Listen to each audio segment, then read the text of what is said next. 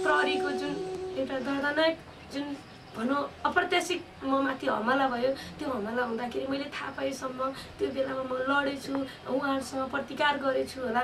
तर त्यो अवस्थामा सबभन्दा बढी चोट पुरुष प्रहरीले मेरो पाठेघरमा पिट्यो, मलाई पछाडि पिट्यो, मलाई गालामा पिट्यो, लछार पछार गर्यो। त्यो अवस्थाले मैले अहिले आजसम्म कान त्यति राम्रोसँग सुन्न सक्दिनँ, मलाई हिँड्न गाह्रो हुन्छ, मेरो पिसाब खुलेको छैन, त्यसमा मेरो महिनाभरि पनि भएको छैन। मेरो परिवारले आज यस्तो ठाउँमा तिमी किन गयो भनेर भन्दा म मेरो परिवारमा खुल्न सक्नेको अवस्था पनि छैन। त्यही भएर तर पनि मलाई हस्पिटल राखियो, त्यहाँ मानव अधिकार पनि थियो होला, कति साथीहरू हुनुहुन्थ्यो, तर पनि मेरो वास्तविक पीडा अहिलेसम्म कसैले बुझ्नु भएको छैन अनि भन्नु केही भएको छैन।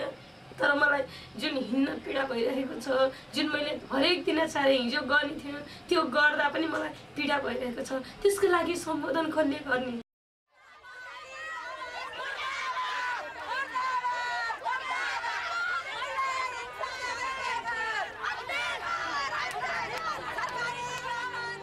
This heartbreaking and phenomenal scene is a part of the Women Human Rights Defenders movement that lasted for 24 days, starting 13th of July and ending 5th of August in 2008.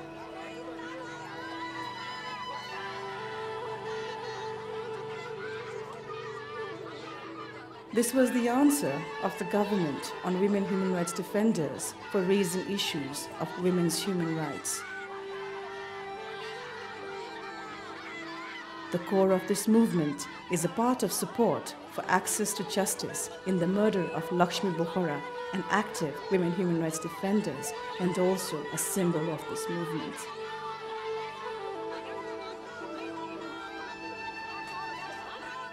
What is even painful is that the government machinery did not function effectively in addressing the respective issues.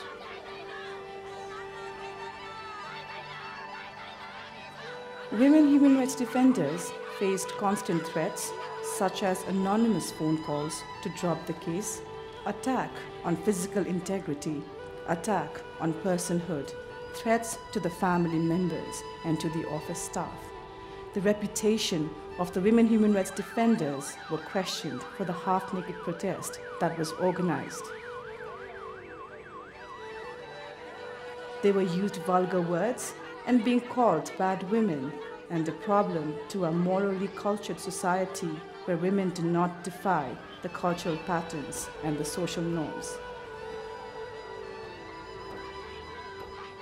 आन्दोलनको तयारी मात्रै गर्दै थियौं सरकारको अर्को नाङ्गोपन चरित्र चाहिँ सरकारले देखायो सरकारले कस्तो भने आन्दोलनको तयारी गरेर हामी भित्रै बसिरहेका महिलाहरुमाथि चाहिँ भित्र गएर धडपकड गर्ने कुट्ने तान्ने लछार्ने गाली गर्ने हैन बुटले हान्ने हाम्रो एकजना साथी चिकित्सा घाइते हुनुहुन्छ अहिले वीर अस्पतालबाट मोडेलमा हामीले ल्याएका छौं र यो प्रहरीले गरेको छ. In addition to this revolt, women was hugely criticized by police, government officials, some women activists who claimed to be women's rights advocates, some sections of media personnel, and also some human rights organizations. The police administration did not support in the due process of law by not registering the case, which is a clear indication of not taking the issues of women's human rights as a priority. The dark reality is that the state remained silent and only observed the relay hunger strike behind the curtains. What was even striking is that when the government formed the high-level task force after 24 days of the movement, the names of representatives of the women's movement was not even consulted with the women human rights defenders.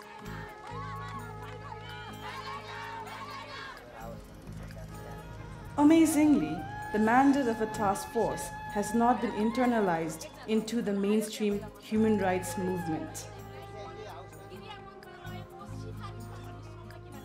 दण्ड पीडित अब राज्यहरूले दिएको सबै किसिमको महिलाहरूलाई समेटेर ल्याउँदाखेरि त्यहाँ कस्तो किसिमको हामीलाई यस्तो हिंसा हुन्छ उनीहरूको हिंसाको छ भने जस्तै श्रीमानले अब जस्तै श्रीमानले छोड्यो होइन श्रीमानले छोड्यो अनि हामीले गएर लिएर आयौँ तिनीहरूलाई ल्यायो अब तिनीहरूलाई त्यहाँ केही दिनको लागि संरक्षण गरेर तालिमहरू दिन्छौँ होइन तालिमहरू दिन्छ केही सिप सिकेर उनीहरू काम गरेर खाओस् भन्नु तर त्यति अवधिभित्र पनि उनीहरूलाई त्यहाँ हामीलाई कस्तो किसिमको फोनहरू आउने के त्यो महिलाहरूलाई त्यहाँ राख्यो भने तँलाई यस्तो गर्छु होइन त्यसलाई निकाल त्यो हाम्रो घरमा त यो टोलबाट समाजबाट निकालेको महिलाले तैँले पालेर तेरो के अधिकार छ तैँले त्यसको सम्पत्ति खान खोजिस् कि होइन उसलाई भट्काएर अब बेच्न लान लाग्यो कि यस्तो यस्तो किसिमको हो कि बेचबिखनमा लाग्यो अथवा बेस्यावृत्तिमा लगाउन लाग्यो कि भन्ने त्यस्तो फोनहरूमा चाहिँ डाइरेक्ट चाहिँ नआउने फोनमा धम्की आउने.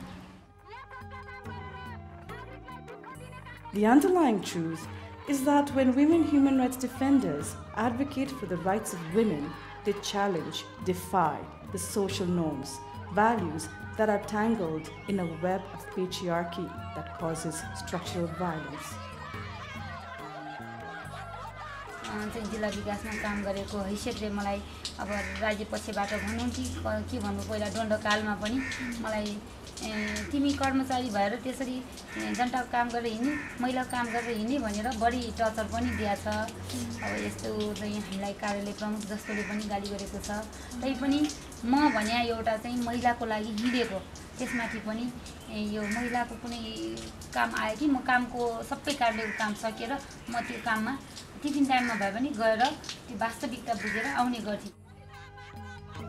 Hence, they are targeted because of their gender and the issues that they raise, which are considered political.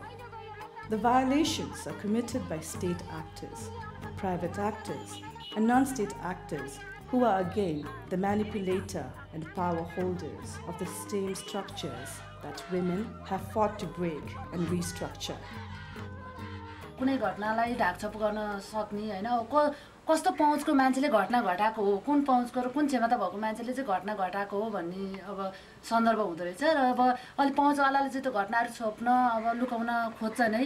तैपनि अहिलेसम्म चाहिँ अब यो महिलाहरूको मुद्दामा हाम्रो जिल्लामा भन्दाखेरि अब त्यति साह्रै रेस्पोन्स नगरेको भन्न सकिँदैन किनभने रेस्पोन्स गरेरै अहिलेसम्म हामीले धेरै घटनाहरू चाहिँ अब दर्ता गराउने घटनाहरूलाई चाहिँ अब निराकरण गर्ने कानुनी कारबाही गराउनेसम्म चाहिँ काम गर्दै आएका छौँ. It is a challenge to convince the state, private actors, and non-state actors that the work done by women human rights defenders is an important component of realization of human rights for all. हामी यो महिला मानव अधिकार रक्षक सम्बन्धी काम गर्ने भएको हुँदाखेरि हामीलाई चाहिँ नि केही सुरक्षाको लागि केही सहयोग हुन्छ कि भन्ने हामीले आशा राखेका छौँ र हामीलाई फिल्डमा जाँदाखेरि धेरै नै समस्या पर्छ. महिलाहरूको अब जस्तै भनौँ न घर परिवार नै मैले धेरै जस्तो म एकल महिलाहरूको सम्बन्धमा काम गर्ने भएको हुनाले गर्दाखेरि अब महिला एउटा श्रीमान बितिसकेपछि उसलाई 15 वर्षको उमेरमा उसको श्रीमान बितेको छ अब बच्चाहरू सानो छ भनेदेखि उसलाई नागरिकता बनाइदियो भने पनि उसले अंश माग्छ भन्ने हिसाबले पनि त्यो महिलाहरूलाई नागरिकता समेत पनि बनाइदिएको छ. The movement of the women human rights defenders has been active throughout the political transformation for sustainable peace and inclusive democracy.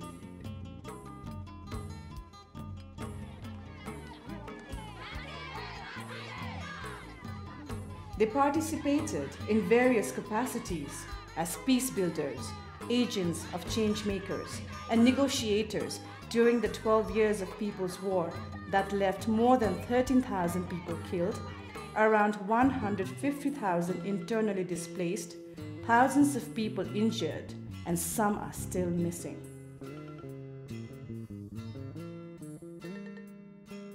Although the data recorded that more men were killed than women, women were the most affected by the People's War.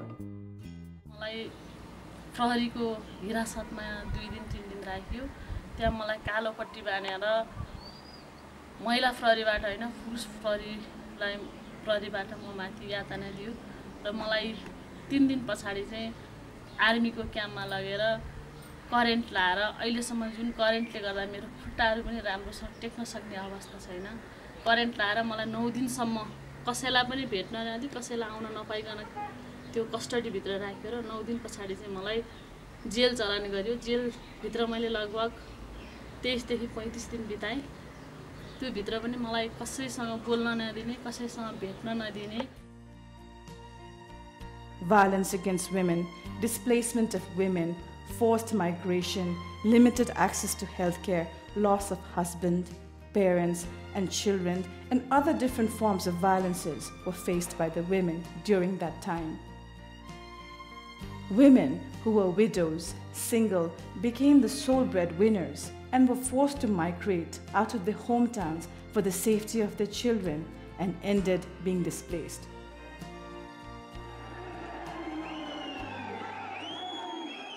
Thus, it was the participation of women human rights defenders during the time of the People's War that turned into a movement and played a pivotal role into the peace processes as negotiators and fixing the dates of the Constituent Assembly elections. 10th of April 2008, the historical Constituent elections changed the future direction of Nepal.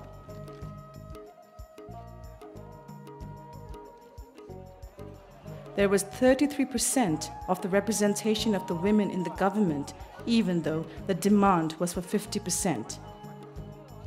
Nevertheless, this achievement was taken as a huge success by women human rights defenders who have struggled and pushed for an inclusive Constituent Assembly. As a result, Nepal has an inclusive Constituent Assembly with 33% of women's representation.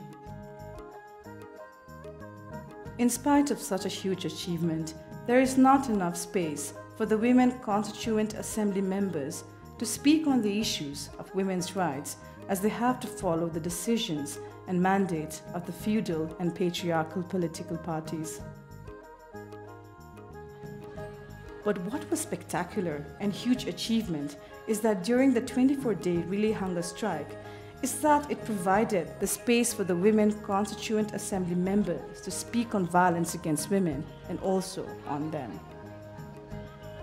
Finally, the silence was broken and the women Constituent Assembly members, who some of them are women human rights defenders, took the initiative and dared to speak about the movement, issues of violence against women by defying the mandate of their political parties. It was then the first historical ruling was made on 1st of August 2008 by the chair of the Constituent Assembly, Honorable Subhash Nemwang. The high-level task force has been given the mandate to investigate, review gaps and lacunas on the women's law, review the various governmental support mechanisms that addresses women's rights, to be completed within 2 months.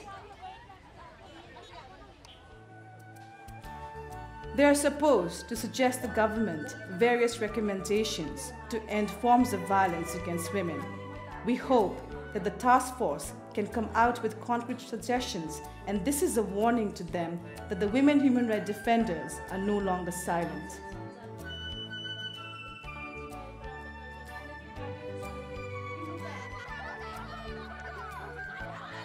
This movement will continue. The constant struggle of how the root causes of violence against women can be addressed. How can the Constituent Assembly ensure the civil, political, economic, social, and cultural rights of women?